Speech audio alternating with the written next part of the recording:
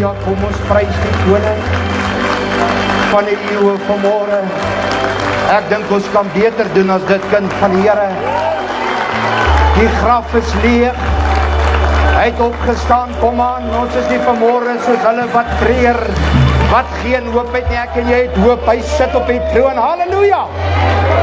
Prys die koning van die eeuwe, dit gaan vanmorgen oor Jesus. Ek gee nie om wat die wêreld dink waar dit gaan nie. Dit gaan vir my oor die lam geslag, vir my en 'n sondegaande wêreld wat gered geword het. Amen. Prys die koning van die eeuwe. Ek wil net gou, ek gaan nou hier in die diep water gooi.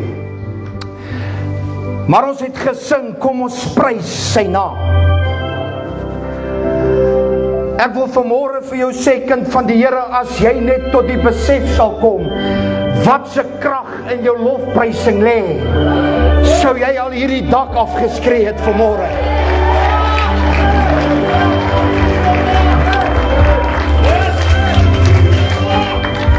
Ek het so paar weke terug hier in Newcastle waar by my skoonpa bedien, en op daai oggend het die Here anders te gewerk, en het kom by my op, hoe desperaat het die kerk geword. Halleluja. Dis oomblikke soos hierdie wat die Here jou lot in 'n oomblik in 'n oogwink kan verander, as jy net opdaag en te sê, Here, ek het geen ander hoop nie, ek het geen ander middel nie, ek het geen ander weg nie, al wat ek het is loof die Here, want hy is goed. Sal jy verbaas wees wat God vir jou vanmorgen instoor het. Ek gaan nou vra, kan ons nog 'n koortjie sing? Een waarvoor ek baie lief is. Daar's baie, maar hierdie ene besonders. Daar is niemand soos Jesus. Net so voordat ons hom gaan sing, daar wie staan, sluit jou oë, steek jou hand op en sê, Here, ek wil dit vanmorgen verklaring maak. There is no one like you. Daar sal nooit een wees soos U nie. Maar ek wil vanmorgen aan U die hulde bring, die eer en die lof bring aan hierdie koning van die konings. Kom ons sing hom. O, daar is niemand soos Jesus, niemand soos hy.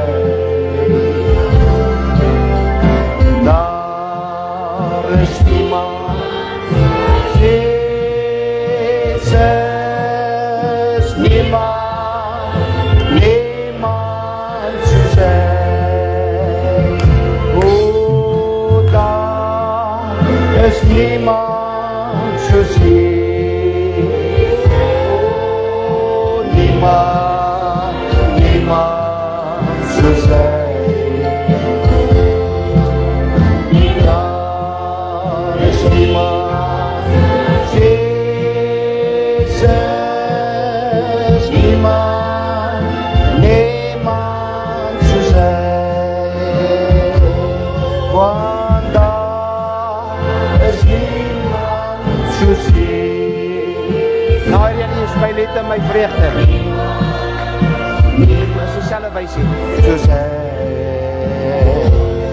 O, daar is niemand soos Jesus,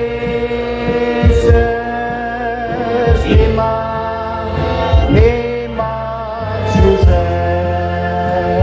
O, want U is my liefde, my vrede.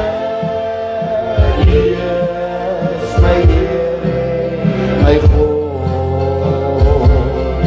O, ek wy my aan U Here. U is alleen al. O, want U is my liefde, my vrede. U is my Here, my God. O, ek wy my aan U Here.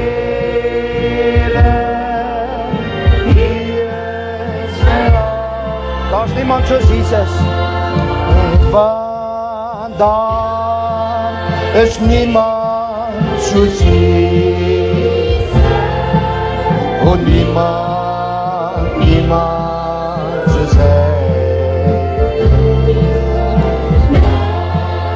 Is niemand Jesus, niemand soos hy. Halleluja, prys die koning van die eeuwe. Wie het vanmorgen werklik waar 'n begeerte en 'n behoefte? Ek wil vanmorgen vir jou sê, as jy behoefte en 'n begeerte het, en jy daag op met 'n verwagting, sal God jou nooit teleurstel nie. Ek sal jou teleurstel, baie van die pastore sal jou teleurstel, ek gaan jou skok, jy gaan jouself ook teleurstel. Maar ek ken 'n naam wat kosbaar is, hy sal jou nooit in der ewigheid in die steek laat nie. Amen. Wie kan vanmorgen saam met my uitroep, He has never failed me yet. Hallelujah, He has never ever failed me yet. Prys die Here, baie dankie orkes, voorsangers, agtersangers, grafsteensangers. Wat 'n voorreg is dit om in die huis van die Here te kan wees. Ek wil hê dat terwyl hulle afbeweeg, dat jy in die stemming sal bly vanmorgen. Hierdie is ernstige oomblikke, hoor. Amen. Ek het vanmorgen, wat 'n bid hier. Vanmorgen vroeg toe ek hier in die tent kom bid het, toe ervaar ek 'n ander atmosfeer hier terwyl ek gebid het. En dit het oorgevloei tot in die bid hier. En ek sê, ag Here, laat dit oorvloei tot in die hoofdiens. Ek kan ook doen met 'n los loetjie. Maar ek wil vanmorgen met jou praat en ek is baie ernstig en ek wil hê dat u moet verstaan dat wanneer ek hier staan, moet u verstaan, ek staan onder die gesag van 'n koning wat lewe.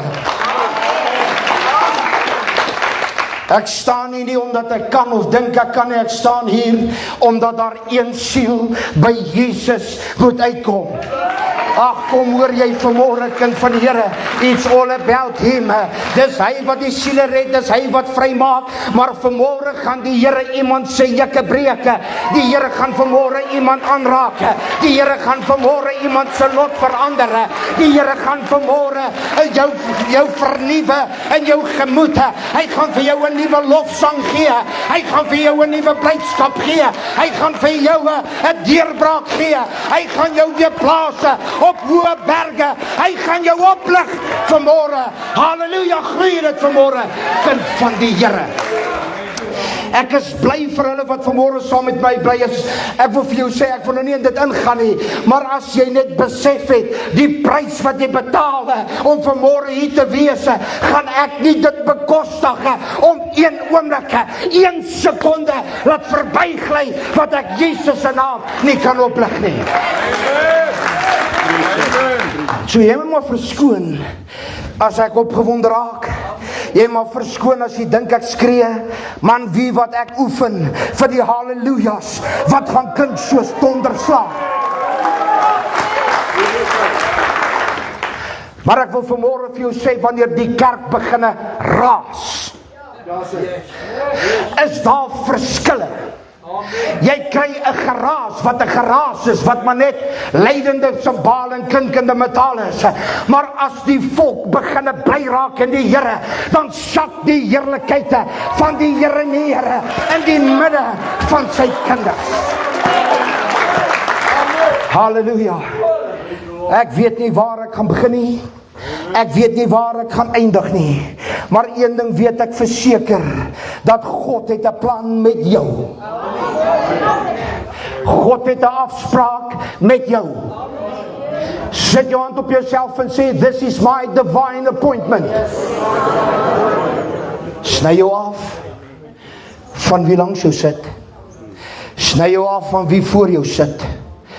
Wie vir jou kyk en wie nie vir jou kyk nie, so wat. Maar ek wil hê dat jy vanmorgen gefokus sal bly op die woord van die koning van die konings. As jy jou Bybel saamgebring het, kan jy gerus saam met my blaai. Ons gaan by die begin begin. Genesis. Amen. Ek glo dat ons moet altyd by die begin begin. Amen.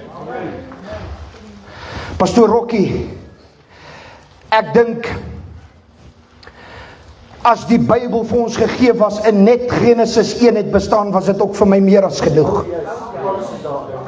Want alles word daar saamgevat tot in Openbaring 22 vers 21 is vasgepenne in Genesis 1. En ek wil vanmôre met jou net 'n paar verse lees uit die begin uit. In the beginning. Ek wil hê dat jy aandagtig sal luister wat die woord van die Here sê. Ons gaan lees dan vanaf vers 1. Hy sê in die begin het God die hemel en die aarde geskape. En net goed daar stil staan, die een vertaling skryf dit vir my mooi. Hy sê aan die heel begin het God die hemel en die aarde geskape.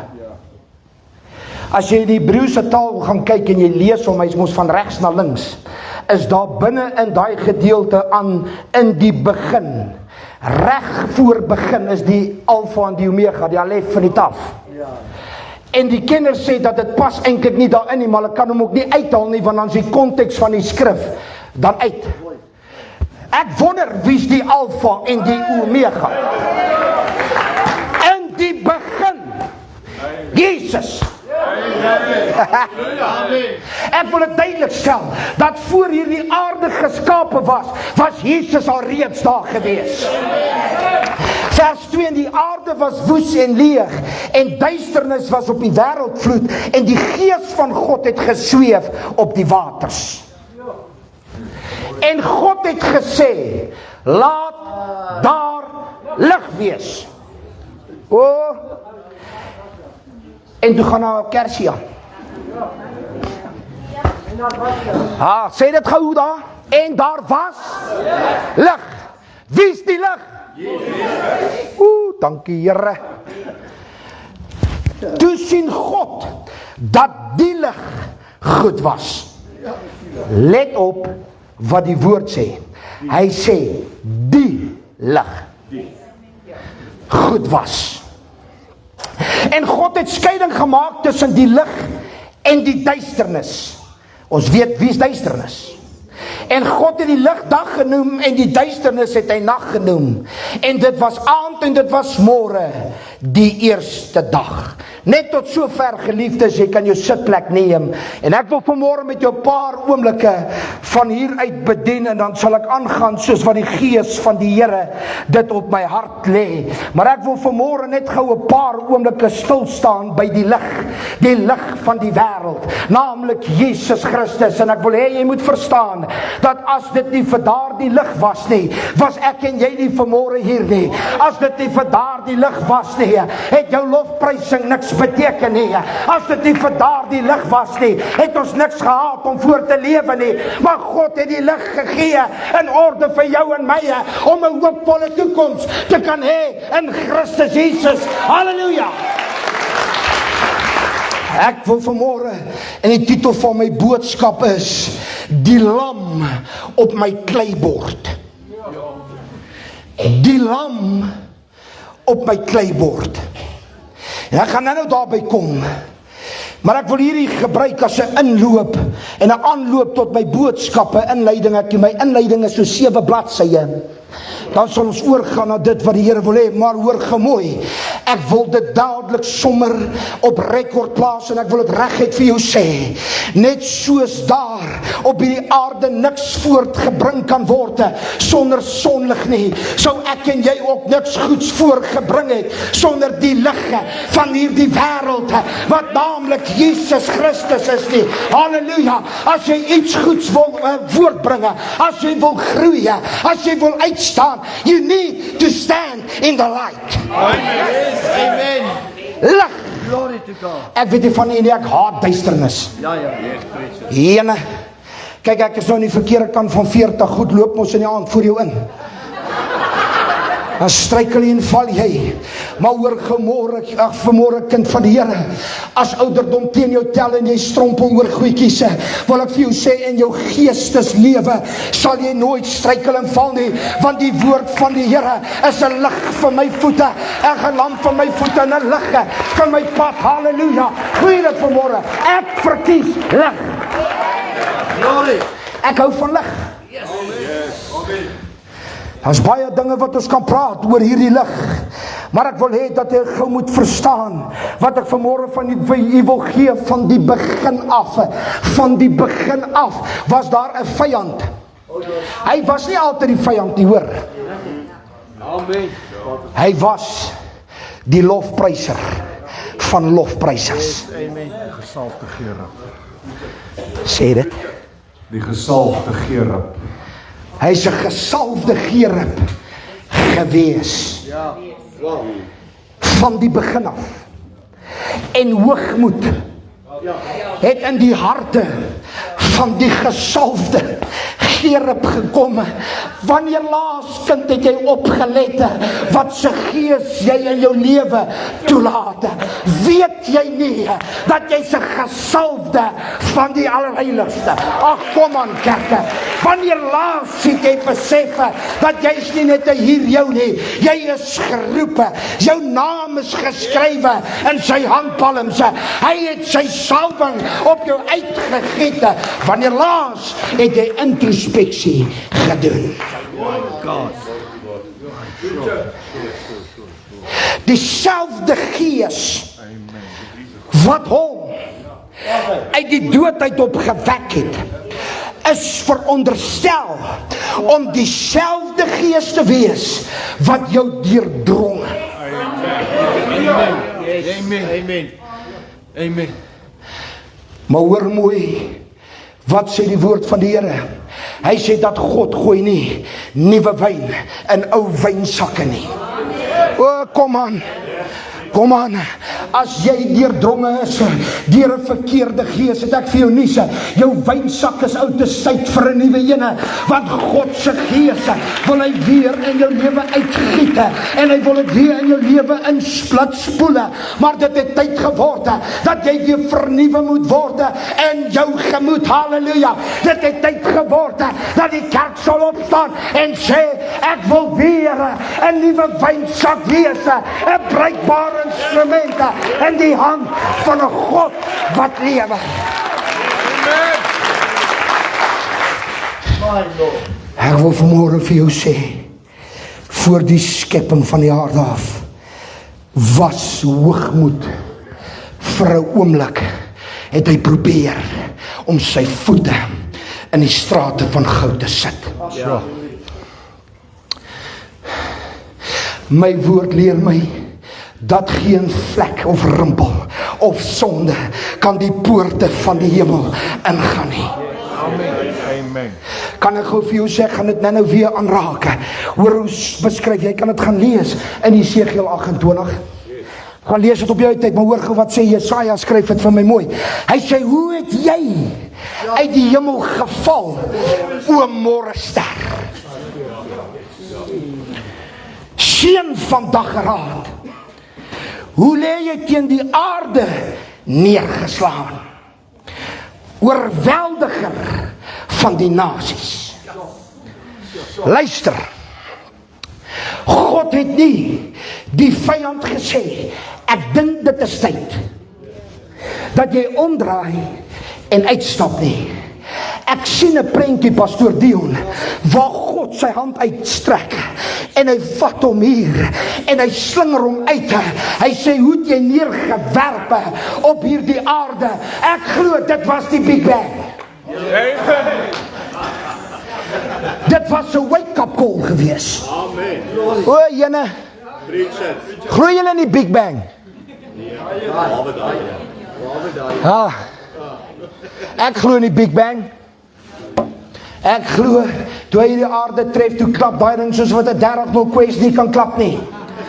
Toe slaat hy hierdie aarde op hierdie gronde en God staan en hy sê, het ek nie vir julle gesê dat dit sal nie geduld word in hierdie plek van heerlikheid nie?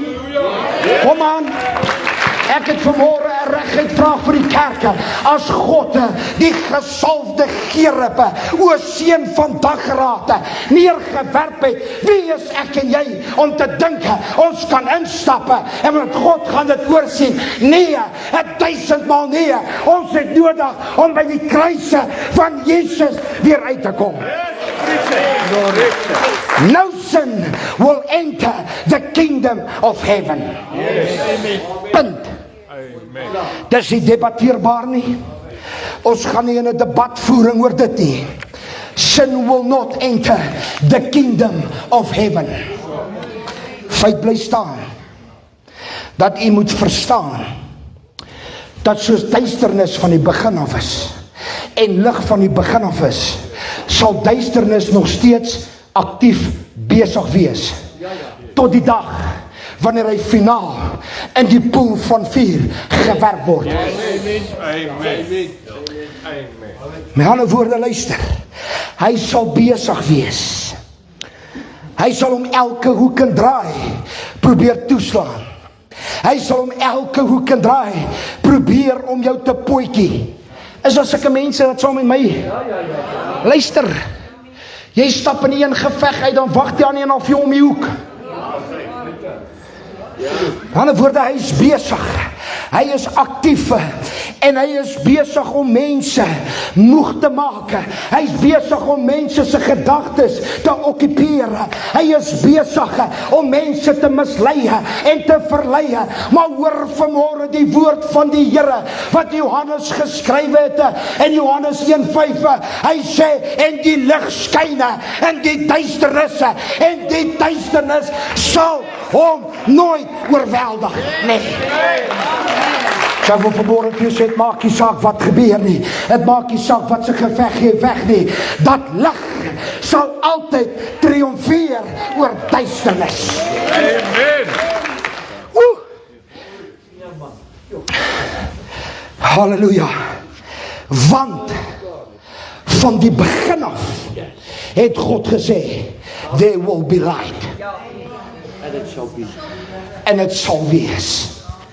En die lig was uitnemend, kosbaar, ver bo alles, meer as goed. Hoor gou mooi, kind van die Here. Ons het dan nou gelees, vers 3, wat gesê het, laat daar lig wees. En daar die lig is Christus. Jy kan het gaan lees, hoor. Eers daar van die 4de dag in vers 16 het die son en die maan en al die ander ligte gekom. En hy praat van ligte.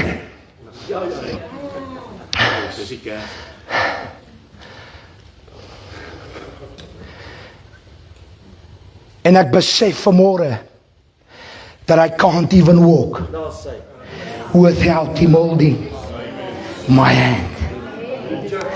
Maar hoor vanmôre, kind van die Here, ek wil nou gou aangaan. Ek wil my haas, ek wil nie jy moet dit verloor nie. Hy sê, en die aarde was woes en leeg, en duisternis was op die wêreldvloede, en die gees van God het gesweef op die water. So luister gou mooi, wat hy nou vir jou sê. Hy sê dat duisternis was op die wêreldvloed gewees, met ander woorde, die oseane wat neergewerp was aktief, hy het geen plek vir sy voete gehad eintlik nie. Hy kon nie teruggaan waar hy vandaan kom nie. Hy is waar hy is. En weet jy wat? Hy kon niks verbeter op dit nie. Want hy het geen skepingskrag nie. Dat God se genade is vir hom so goed, dat die Here laat skeiding tussen waters kom, dat hy dan net iewers te seën die wat julle vervloek. Jene. Ja. Ons mis daai ene, nee. Ok, ons gaan aan, want ek sien hier gaan nou 'n paar ou mense my gooi. Maar ek wil gou teruggaan na die duisternis wat op die wêreldvloed was. Daai duisternis is die vyand in sy trankwante. 'n derde van die hemel. het saam met die seun van dageraad hierdie aarde geontmoet. Maar hoor gou mooi, ek wil gou teruggaan na Jesaja 14:12 toe, wat ek gelees het. Ek wil hom gou vir jou net die laaste stukkie in die Afrikaans lees. Hy sê, teen die aarde neergeslaan, oorweldiger van die nasies. Hoor wat sê die Engels? Hy sê, how art thou fallen from heaven, O Lucifer? Son of the morning, how art they cut down to the ground, which didst weaken the nations. Hoor wat sê, hy sê, which weaken the nations. Daniel 7 skryf dit mooi. Hy sê that he will speak great things unto the Most High, and he will wear the saints of the Lord down. Hoor jy, dat daar is ene wat jou gaan aftrek, daar is een wat jou gaan moeg maak, daar is ene wat wil hê jy moet opgee, maar hoor die woorde, daar is lig, en duisternis sal die lig nie oorweldig nie. Wow. Nou staan ek hier by die ligstel, maar hoor gou mooi, luister kind, there is a king who is weakening the nations, but behold, there's a king, the King of Kings, and the Lord of Lords, and he is still the light of this world, who has shed his light upon the weakened nations. Where darkness once reigned, now dawn breaks, and the shadows flee before his glory. In his presence, it displaces fear.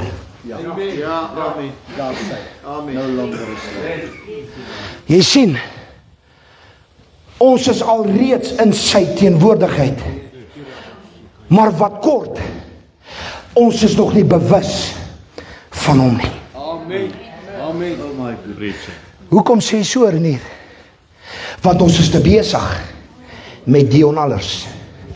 Ek is te besig met 'n Jaco Thompson. Ek is te besig met 'n Freddy van der Merwe. Ek is te besig met dit en ek is te besig met dit. Kry jou oë gefestig op die Jesus van Nazareth. Ek weet nie van jou nie, maar statistieke is soms redelik akkuraat. Nie altyd nie, soms. As dit by die landse finansies kom, is hy baie uit. Maar as jy gaan kyk na die statistiek van sterftegevalle, sê statistiek 1 uit 1 mens gaan sterf. So ek dink dis redelik akkuraat. Maar ek wil vanmôre vir jou sê dat my statistiek geestelik gewys sê dat daar gaan 'n tyd in my lewe kom wat duisternis gaan moet by oomblik dalk heers oor my lewe, tot ek die lig gaan aansit, totdat ek lig weer toelaat, dan kan duisternis my nie weer en meer oorweldig nie. Halleluja, want dan staan ek in die glorieryke lig van 'n koning wat lewe.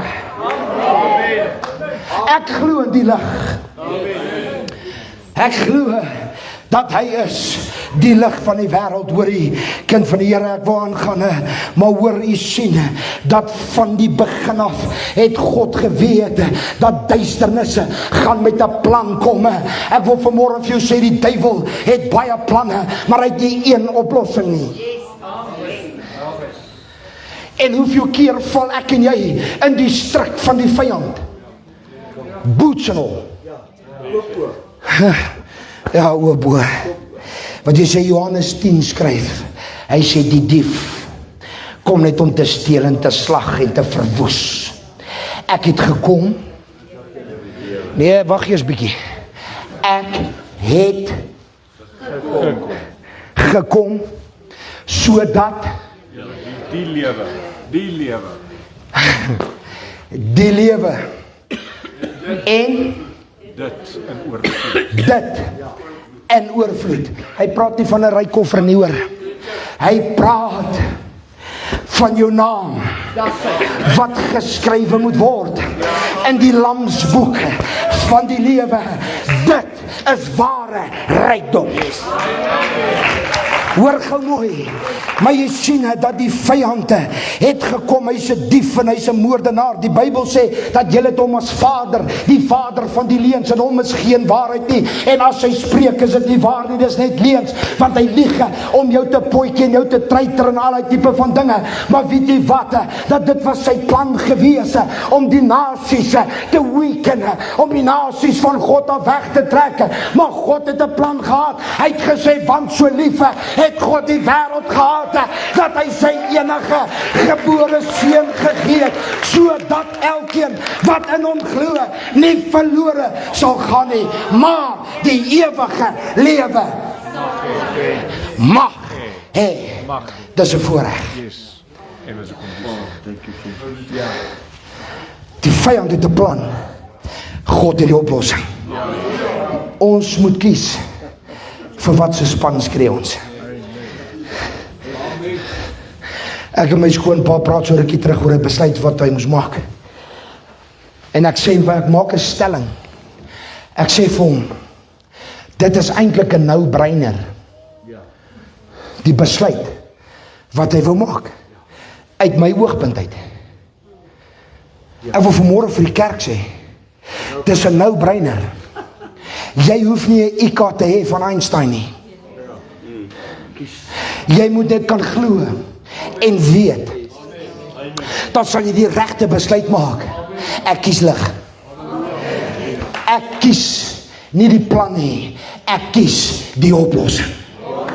Nee, hoor mooi, ek sê ek kies nie die plan nie, ek kies die oplossing. Die oplossing se naam is Koning van die Konings. Paulus skryf het so mooi, hy sê aan die Koning van die eeue, die onverderflike, die onsienlike, alleen wyse God kom toe, die lof en die eer en die aanbidding, halleluja, tot in ewigheid, halleluja. Of jy dit glo of nie, ek sal God prys my hele lewe lank, tot hy my kon haal. En ek wil aangaan. Ek wil net gou van die lig af bietjie weg beweeg. Gaan dan nou weer aanraak. En ek het hier so goedjies, ek het nou die Here besig met my en pastoor Dion het vir my hoe lank terug? 8, 9 jaar, 10 jaar, 15 jaar terug beloof hy my goed. Nee, ek speel. Vra ek vir hom, of hy sê vir my, ek kan nou nie onthou nie. Hy sê vir my, ek wil vir jou iets gee. En ek het nou nie lekker verstaan wat hy my wil gee nie. En ek vra verskoning.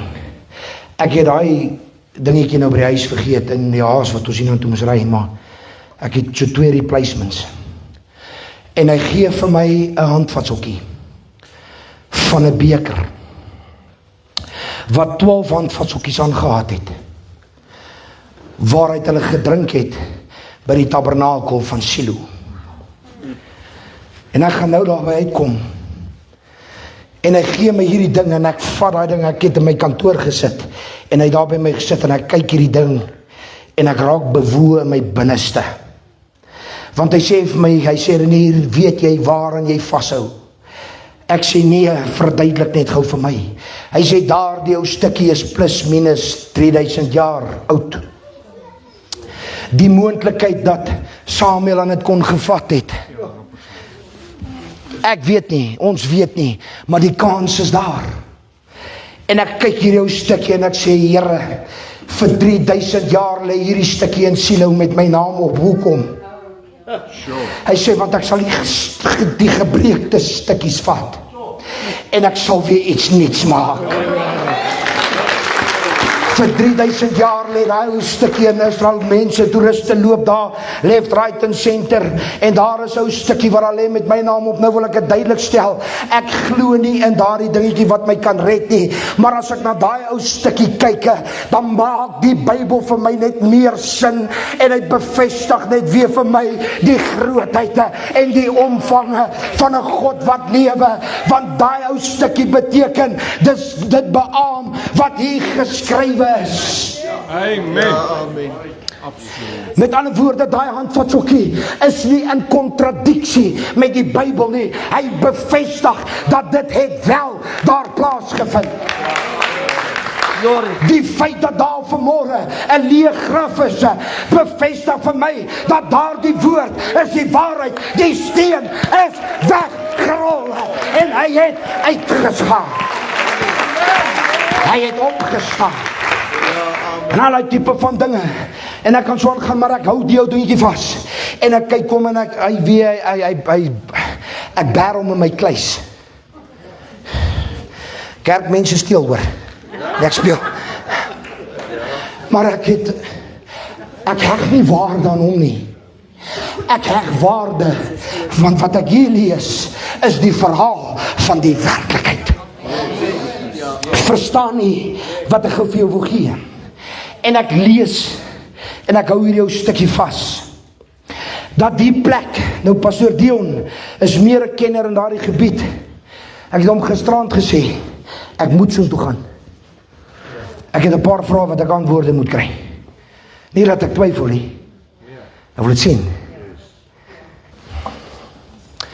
Maar hoor gou mooi, dat dieselfde plek by Silo, waar die tabernakel opgeslaan is, was ook die plek waar Hanna geprewel het, gebid het, gesmag het vir 'n kind. En wie word gebore? Samuel. En Samuel word groot in daardie huis. In Silo. Met ander woorde, dis die plek waar Samuel groot geword het. In die huis van die Here. Vir 369 jaar was dit die plek van die sentrale plek van samekoms om die feeste te vier, offers te bring en al die tipe van dinge. Ek gaan nou net gou vinnig daaraan raak, maar hoor gou mooi, kind van die Here, dat vir 369 jaar hou hulle feesvieringe daar en hulle hou die insettinge van die wet en al die tipe van dinge vir 369 jaar. 300 beteken God appears. Daar's nie 'n getal wat hulle kan beskryf vir 369 nie, maar hoor gou, dat 300 beteken God appears. Nou moet jy verstaan, dat God sy heerlikheid het in die tent van samekoms, die tabernakel gemanifesteer, wanneer die hoëpriester in beweeg het, en die allerheiligste het hom nou, né? Die Shekinah. God appears. 60 beteken earthly kings. Met ander woorde, God daag op by die aardse konings. God daag op by die aardse priesters. Die ewige hoëpriester stap in. Stap in by die hoëpriester van hierdie wêreld volgens die orde van Melchisedek. 9 beteken fruit of the spirit. As God geappear het, as God verskyn het by die hoëpriester en hy kon nie die vrug vind nie, het die klokkie stil geraak. Ja, amen. Amen. Moes hulle hom uittrek. Want dan het God hom doodgeslaan, omdat daar iets in sy binneste was wat nie van God af is. Yes. Ek vra jou, hoe sit jy vandag in die huis van die Here? God still appears. Yes. But mercy, kom aan kerke, ek sê but mercy step in en hy sê ek maak nie dood nie, ek gee lewe en lewe en lewe en lewe en hy lig die kerk weer op. That's the difference between the law and grace. Dis 'n no-brainer hoor. Ek los dit daar. Maar hoor gou mooi, wanneer God sy verskyning maak, moet jy verseker wees that you bear the fruit of the Spirit. God praat met dit wat in jou is. Luister, ek en jy kan nie vervloek en bestraf soos wat jy wil, maar binne as jy 'n gewitte graf vol doodsbeendere nie, sies vir jou man.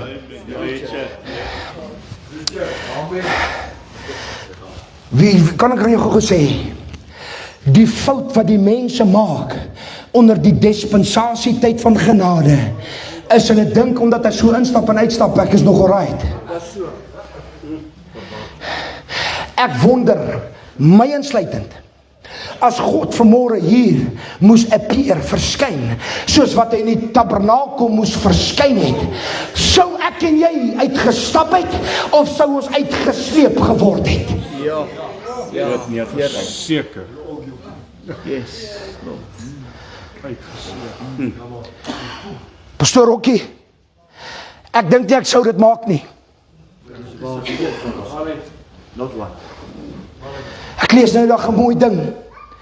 Hulle sê, kyk, ons is mos vinnig om oor mense se goed te struikel en te val.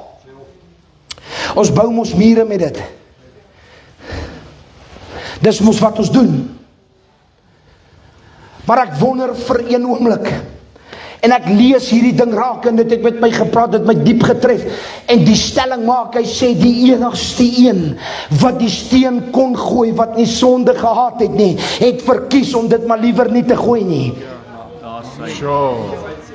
Toe Jesus gestaan het, en toe hulle die arme vrou wou gooi, wat met oorspel betrap was, toe wil hulle haar stene gaan gooi, en die Bybel sê dit ons weghardloop, ek gaan nou nie weer terug op dit nie, maar hoor gou mooi, Jesus kon die steen opgetel het, en hy kon die vrou doodgegooi het, want hy het geen sonde gehad nie, hy het sonde geword, omdat ek en jy nie wou luister nie. Amen. En hy verkies om die klip of die steen net weg te skop, en te sê, vrou, jou is, kom aan, jy's gered. Hy sê, gaan en sondig nie weer nie. Met ander woorde, as jy wil klip gooi, gooi jouself. Maar hoor,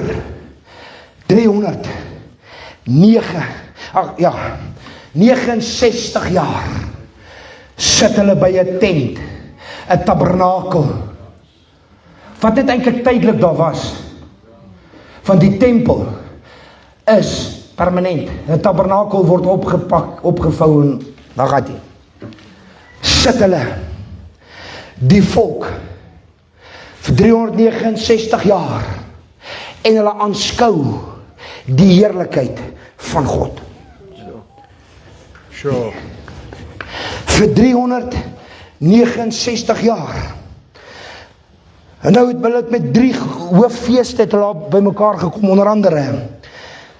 Dit was gewees by die Passover, die Pesach, die Pascha, dan by die Pinkster, die Shavuot, en dan by die fees van die tabernakels, die Sukkot.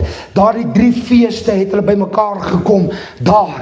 En ek gaan nou nie, ek wil uitkom by wat die Here vir my gegee het, die lam op die kleibord. Maar, dan het hulle daar by mekaar gegaan, en by mekaar gekom. Dan het die hoof van die huis gegaan, en hy het sy offer gebring.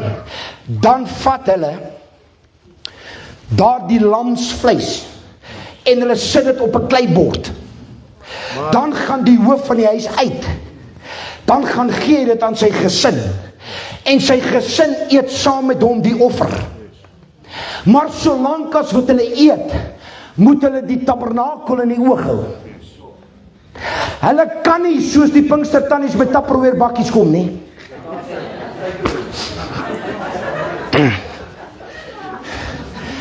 En hulle sit daar, en hulle eet hier die lam, die offer, terwyl hulle oë moet hou op die tabernakel. Nou pastoor Dion het nou vir my verduidelik hoe dit lyk. Reg rondom die tabernakel het die volk gesit en eet.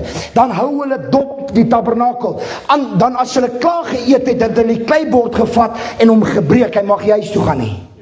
Net aan die agterkant van die koppietjie waar hulle gesit het, is daar geen stukkies wat gebreek is nie. Dis net in daardie gedeelte waar die tabernakel was die kleiborde gebreek. Want as jy klaar is, die heilige offer klaar geëet het, is daar nie leftovers nie, jy moet dit breek. Die bord moet jy breek. Dis wat gebeur. Met ander woorde, luister. Dit was ook die tyd gewees wat hulle die lam se bloed aan die kusyne gesmeer het. Nee? Nou hoor gou mooi. En hier wil ek nou hê, moet dit nie mis nie. Dat hulle hierdie, hier is my kleibord, hy het net gebreek. Een of ander Israeliet het hom reeds gegooi. Hier is my kleibordjie. Dis regte een hoor, ek jokkie vir jou nie. Uit Silo uit. 'n kleibordjie. Daar was moontlik, nee was nie. Daar was 'n offerlam op die bord gewees waarvan ek 'n stukkie het. Wie hou van skaapvleis? Glory. 'n Skaapribbetjie is mooi. Maar het jy al 'n skaapribbetjie uit 'n bord uitgehaal? Hoe lyk jou bord? Vet. Amen. Die vetterigheid van die salwing Glory. drup op my kleibord met 'n lammetjie op. En die kleibord word deurdronge van die vetterigheid van die vleis wat gebring was as 'n offer. Amen. U maak my hoof vet met olie. My beker loop oor. And it's through the anointing that he will break every yoke. Hallelujah.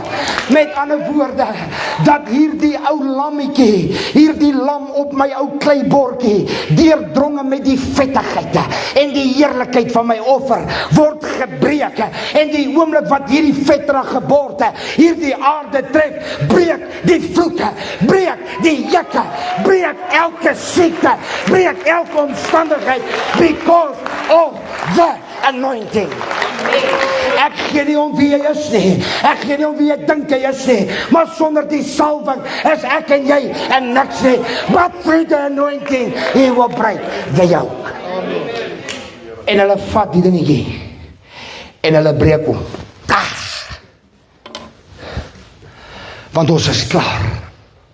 Luister, as een opgestaan het en met daai bord geloop het, of 'n stukkie vleis in die hand en net agter die berg gegaan het hy gesterf. Yes. Nee hoor, as jy nie die bord gebreek het, en hier is die mooi ding, jy moes alles eet. Yes, alles. Jy moes alles eet. Dankie Here, dit was die groente nie. Amen. Amen.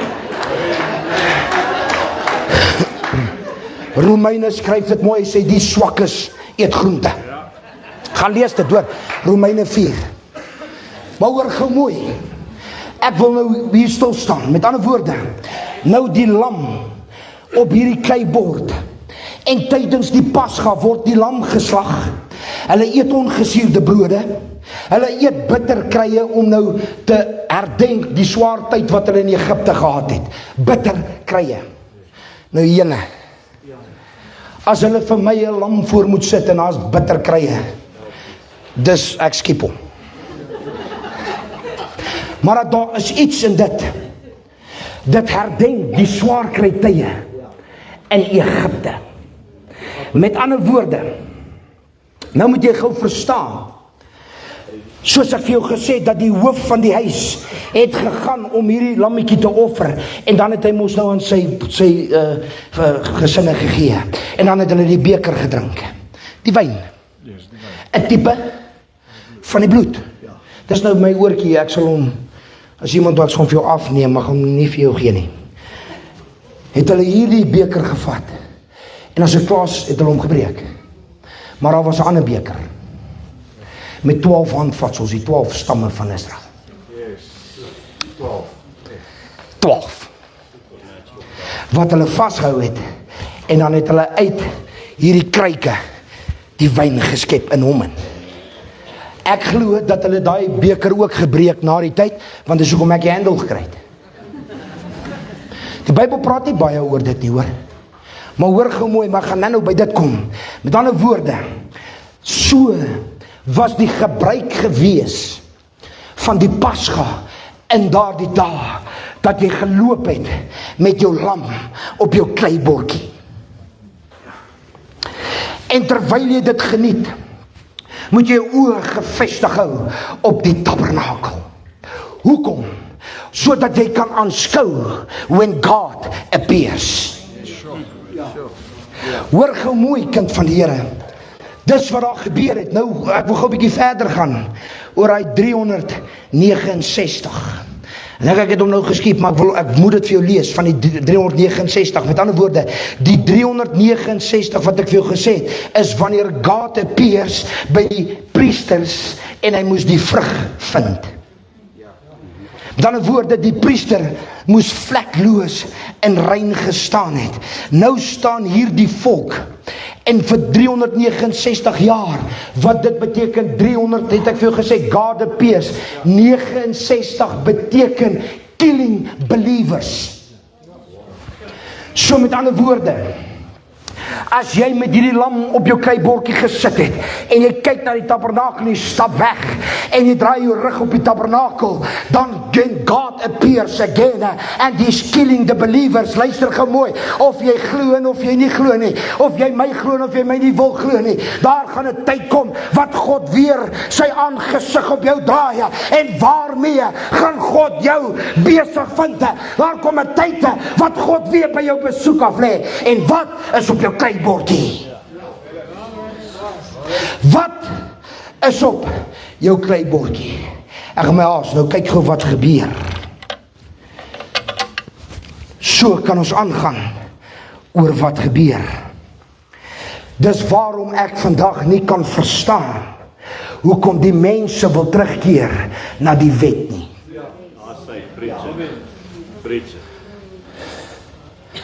Dis eenvoudig that God demands mercy and not sacrifice. God soek genade, nie 'n offer nie. Ek wil net gou vanaf stil staan wat Galasiërs skryf. Galasiërs 5:4. Hy sê, julle wat geregverdig wil word deur die wet, is losgemaak van Christus. Julle verval van die genade. Julle het verval van die genade. Dis taboe. Dis verby. Nou luister gou mooi wat ek vir jou wil gee. Dat jy moet verstaan, die lam op my kleibordjie vanmôre, het ek 'n keuse. Of ek gaan sit met die lam op my kleibordjie en die tabernakel dophou vir die teenwoordigheid van die Here.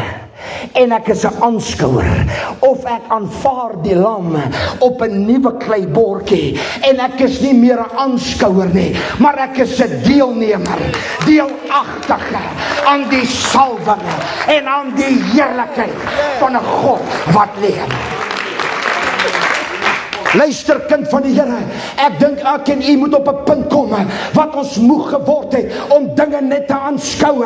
Moenie 'n aanskouer wees nie, word 'n deelname, 'n deelnemer in die heerlikheid van God. Amen.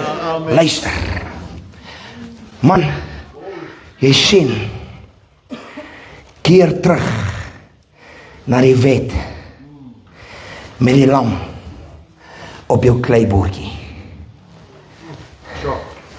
En jy is verlore. Dis nie my teologiese siening, dis wat die woord van die Here sê. Ek is of in Christus, of ek is sonder Christus. Hier jou kleibordjie, wat hy ook al vir my beteken, kan nooit vir my opweeg vir dit wat hy vir my instoor het nie. Ek wil deel wees, nie 'n aanskouer nie. Luister, kind van die Here, ek gaan 'n paar goedjies gou hier so uit, sny, want ek wil aangaan, ek wil uitkom gou by dit, wat ek vir jou wil gee. Daai manne staan, die 12 hoofmanne staan met daardie beker in hulle hand, terwyl hy die wyn uitskep, uit die kruik uit. En ek glo as hulle klaar gebruik het, wat hulle daarmee gedoen het, het hulle hom gebreek. Ek het 'n oortjie gekry. En ek het nou nie 'n beker hier nie, maar ek sou jou graag wou gewys het. Wil jy moet dit onthou. Ek gaan net hierdie glas gebruik. Veronderstel hierso is nou 'n oortjie. En hy breek af. Hy breek nie daar nie. Hy breek nie daar nie. Hy breek daar. Onthou dit. Gaan nou daarby kom. Nou wil ek aan gaan luister.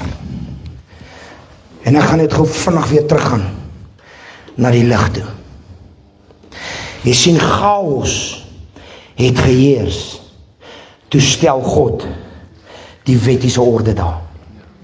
Daar was baie ander, daar 7 dispensasies van die mens. Die laaste een is na Openbaring 19, die aanbreek van die millennium. Ons is nou amper daar. Maar van die dispensasie van onskuld af, van Genesis 2 tot Genesis 3, en die dispensasie van die gewete van Genesis 3 tot Genesis 8, en die dispensasie van die menslike gouvernement, Genesis 8 tot 11, tot die dispensasie van die beloftes, Genesis 12 tot Exodus 12, tot die dispensasie van die wet, Exodus 12 tot Matteus 2, kon niks jou red nie. Nie die lam op jou kleibordjie nie. Dit was vir 'n oomblik. Dit was die skaduwee van 'n nuwe lam wat op 'n kleibordjie gaan kom. Maar hoor gou mooi, dat jy moet verstaan dat deur al hierdie chaos was daar siele wat geroep het vir redding. Die doderyk het uitgeroep vir redding. En wat het gebeur? God het gesê in die midde van die chaos, let there be light. En vir 'n oomblik with a blink of an eye, toe sit God die lig aan. Luister, het jy al gestaan in 'n donker vertrek, jy my lig aan sit en daai ding is so helder, jy moet eers fokus. Amen. In 'n oomblik, in 'n oogwink, sit God in die chaos net weer die lig aan en sê, luister, hierdie lam op hierdie kleibordjie gaan nie my kinders en my volk verlos nie. Ek sal moet die lam stuur op 'n nuwe kleibordjie in orde vir hulle om geredde en skoon gewas te kan word. Gaan aan, hoor gou mooi. Jo man, ek wil uitkom. En God het finaal die chaos verbreek. Ek gaan terug na die Pasga toe. Nou moet jy fokus. Die hoof van die huis gaan offer die lam. Korinteërs skryf dat Jesus is die hoof van die man, soos wat die man die hoof is van die vrou, en hy is die hoof van Christus. Amen. Die hoof van die huis van goud, van 'n goudstad, bring 'n lam af, sy seun,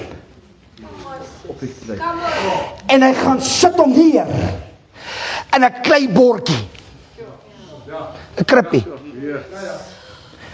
Hy gaan sit hom neer in 'n kleibordjie. En hy sê dat daardie seun is my seun in wie ek welbehaag het. Hy is die laaste en hy is die ewige en hy is die finale lammetjie op die bordjie.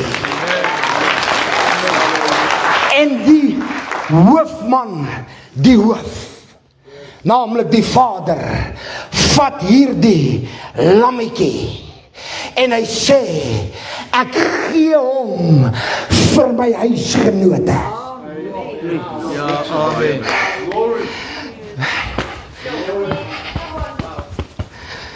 is God se huisgenote. Hoor gou mooi, wat sê Jesus toe in Galilea was, Matteus 4, hy sê die land Sebulon en die land van Naftali, na die see toe oor kan die Jordaan in Galilea, van die heidene. Man, hoor vers 16, die volk wat in duisternis sit, het 'n groot lig gesien. En die wat sit in die land en skaduwee van die dood, vir hulle het die lig opgegaan. Van toe af het Jesus begin preek en sê, bekeer julle, want die koninkryk van die hemel het nader gekom. Hoe nee, jy mis dit. Hy sê, en die wat sit in die land van die skaduwee van die dood, vir hulle het lig opgegaan. Wat se lig? Die lammetjie op my kleibord. Want toe die Jood hom nie wou gehad het nie, wou die Griek hom ook nie gehad het nie. Toe sê hy, ek sal kom vir elke volk, nasie en taal. Die lammetjie word toe voorgesit deur die hoofe van die goudstad en sê, wie van hom wil hê? Eet! Yes. Nee, kom aan. Hy sê, eet en raak deel van hom. Ja, amen. Amen. Ek dank God, in die tyd van my chaos was daar 'n lam op my kleibord. Amen. Amen. Maar hoor mooi, kind van die Here, en hier kom ek nou by die lam op my kleibord. En Jesus praat. Ek wil net gou dat jy dit nie moet mis nie. Onthou, die volk moes eet en kyk na die tabernakel. Jesus praat hier, Matteus 12:6. Hy sê, ek sê vir julle, een wat groter is as die tempel, tabernakel, is hier. Ja. Ek sal die tempel afbreek en in 3 dae Sal ek hom weer oprig. Ek dink jy hoor nie. Ek dink jy hoor nie, kerk. Chaos was daar. En die lam daag op in die begin. In jou begin. Hoor, hy daag op by jou begin. Nie by jou geboorte nie, jou wedergeboorte. En die lammetjie op die kleibord stap in en sê, wil jy of wil jy nie? Prys die Here.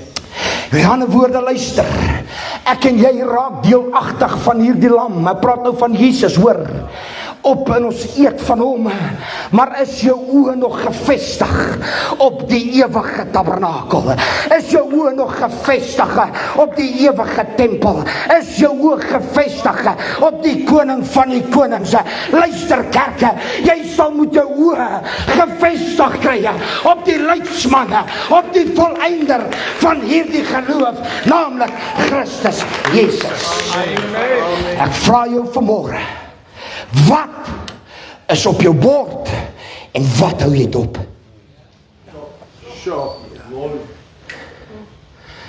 Ek dink nie ons verstaan die erns nie. As ek, verdra my, geef my daai enetjie oop asseblief. Ek wil net gou iets simboliseer. As ek die lam vat en ek sit hom op my kleibordjie en ek kyk my kleibordjie en ek eet hom, beteken dit ek kan val. Ja, amen. He's mine. Yes. Sure. En hy sê eet alles en ek kan vaar hom. Ek kyk in my kleibordjie, maar ek kyk in wie kan ek weer skade doen. Ek kyk wie kan ek inloop. Ek kyk wie kan ek doodmaak. Ek kyk van wie kan ek skinder. Ek kyk van wie kan ek sleg praat. Ek kyk vir wie kan ek verder in die grond intrap. Ek het vir jou nuus, as jy daar gaan opstaan, gaan jy sterwe sonder Jesus. Korintiërs skryf, hy sê dat as julle by mekaar kom, moet julle van die brood neem en die wyn die tipe van sy liggaam en sy bloed. Dis wat die Bybel sê. Hy sê, maar as jy op 'n onwaardige wyse aan die tafel eet en deelagtig word, drink jy 'n oordeel oor jouself.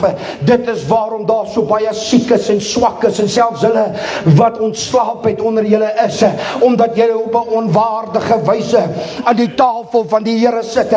Met ander woorde, jy sit met die lammetjie op jou kleibord, maar jou gedagtes en jou hart is ver van God af verwyderd. Luister kerke, en ek is ernstig as ek dit sê, dat God gaan kyk, wat het jy op jou bord, maar God gaan kyk, wat het jy in jou binneste, wat jy koester.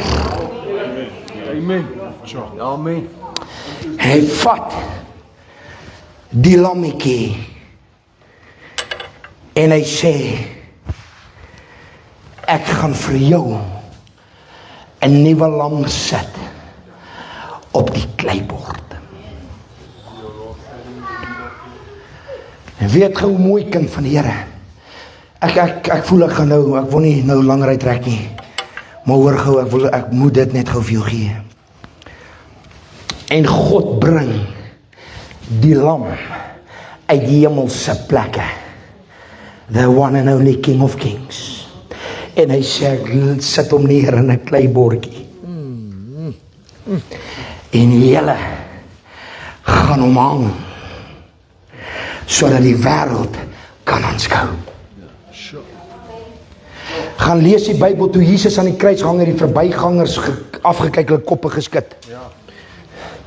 Hulle wou nie eens na Jesus gekyk het nie, maar daar was ook sy moeder en die een disipel vir wie hy lief was. Amen, prys die Here.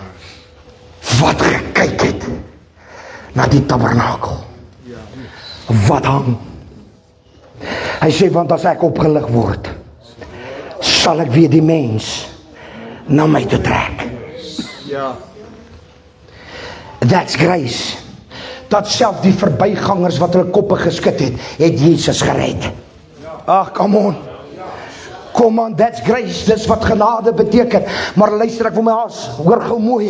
En God bring sy seun tot op die kleibordjie en nou kripstalletjie. En hy vat hom en hy gaan sit hom by die kruis. Matteus 27 gaan sit hom by die kruisigings. En hulle kruisig daar die lammetjie. En wat gebeur? Hulle gee vir hom asyn met gal gemeng. 'n bitter kry.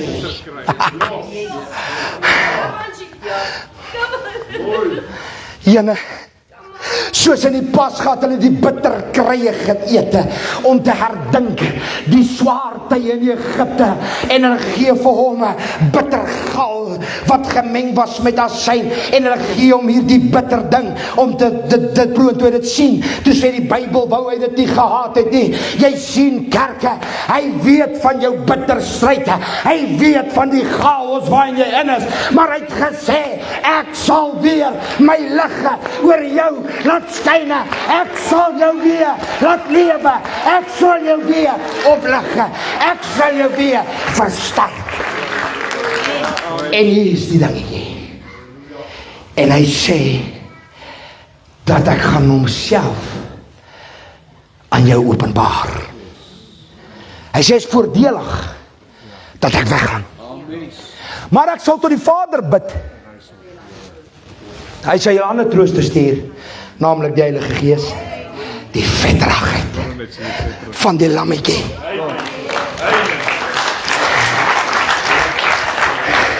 Op my kleibordjie het ek die vetterigheid van die salwing van die Heilige Gees.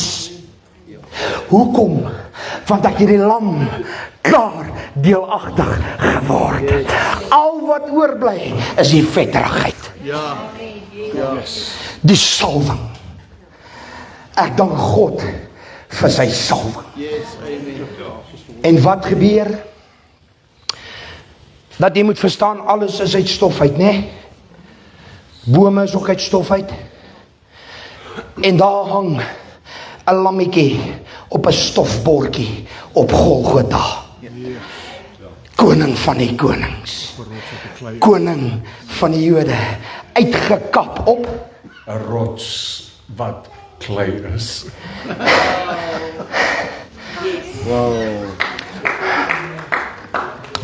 en die bordjie, die kleiborkie hang met 'n lam wat geoffer is. En die vettigheid van sy lewe drup af op stof. En die oomblik toe die bloed die stof tref, toe staan jy op. Ja, amen. Dis 'n boodskap op sy eie. Het jy al gesien as jy, wie het al op 'n plek geloop wat stof so fyn getrap is? As jy op 'n maak so pff, hy is so spoeier, nee. Het jy al water daarop gegooi? Wat gebeur met daai druppel? Hy maak so pff. Toe die eerste bloeddruppel my stof hard tref, pff, toe ontstaan daar lewe. Ja, amen. Want die offer van die kleiborkie drup af op die heerlikheid van God se skepping. God se skepping is ek en jy. Ja, amen. Maar hier is die mooi ding. Nou vat hulle daai beker en die hand vat so 'n bietjie breek aan die sy. En daar loop 'n bietjie wyn uit of wat ook al, wat. En hulle breek jou bekertjie. Want hy's klaar. Dit was 'n heilige offer. Jy gaan hom nie tweede keer gebruik nie. As jy klaar is, breek jy hom. Daar's 'n nuwe pottebakker wat jy een moet maak. En weet wat gebeur? Toe die lam op die kleiborkie hang, toe druk hulle 'n spies in sy sy. En die bekertjie breek. Want daai bekertjie is 'n vloeibare lewe wat loop en niemand gaan hom weer kan contain nie. His blood is still flowing from Calvary. Kom aan kerk. Met ander woorde, ek wil vanmôre vir jou sê, ek laat my nou, ek gaan regtig nou klaar maak. Maar jy moet hier verstaan, ons gaan nou aan die tafel van die Here sit, maar hier sit ek en jy vanmôre met 'n voorreg om aan die nagmaaltafel te kan sit, om deelagtig te kan word aan hierdie lam op jou kleiborkie. Vanmôre as jy daai broodjie gaan vat, jy sit hom in jou hand, sien daai lam wat lê in jou kleihande, in jou lamsbordjie, en jy sê, Here, help my as ek van hierdie liggaam, van hierdie lam neem, laat die vettigheid en die heerlikheid van God manifesteer in my lewe. Maar wat ek nodig het, is dat hierdie stof weer moet opstaan en die naam van die Here groot maak. Halleluja. Halleluja. Ek is klaar. Of jy wil, is jou keuse. Ek is klaar. Maar ek pleit by jou, moenie jou hand aan hierdie liggaam sit as jou oë nie gefestig is op die een wat groter is as die tempel.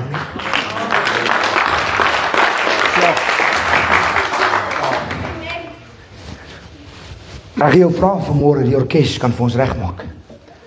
Hulle kan nader beweeg. En ek gaan uitnodiging maak vanmôre, Here, lê dit op my hart. Wat se lam is op jou kleiborkie? En as ek praat van wat se lam, praat ek van Pastoor Freddy. Waarmee het jy jou kleiborkie besmet? Hierdie kleibord is 'n stukkie. Was nie vir varkvleis nie, hoor. Hierdie bordjie was nie vir tweedrag haat en jaloesie en bitterheid en siektes nie. Hierdie kleibordjie was gewees sodat die vettigheid jou sal deurdrong raak. So ek wil jou vanmôre vra, kind van Here, terwyl wel elke hoof gebuig is en elke oog gesluit is, wil ek hê jy moet gou vanmôre besin. Wat is op jou kleibordjie vanmôre? As jy vanmôre jou hand aan daardie liggaam slaan en jy sit hom in jou kleibordjie, wat is op hom? Is jy reg om aan die tafel te sit? Of moet ons gou kom dat ons hierdie saak uitmaak, sê die Here? Dan vra ek jou, jy staan op jou voete, jy stap vorentoe. Niks snaaks gaan met jou gebeur nie. Hierdie is 'n oomblik wat jy jouself voor die Here gaan reinig. Wie is daar? Ek is reeds hierso. My kleibordjie is uitverkoop aan die koning van die konings. Ek dank die Here vanmôre vir 'n oomblik wat ek en jy het, dat ons kan deelagtig raak aan hom. Ek vra, kom julle staan vir my nog 'n bietjie vorentoe. Waar is die pastore? Ek gaan vra dat julle vir my saam kom bid en hulle net salf. Soos wat die Here op jou hart lê, kom aan kerk. As jy nou aan die tafel gaan sit, wat se lam het jy op jou kleibordjie? Kom aan. Ons kan jou op onwaardige wyse sit aan die tafel van die koning van die konings nie.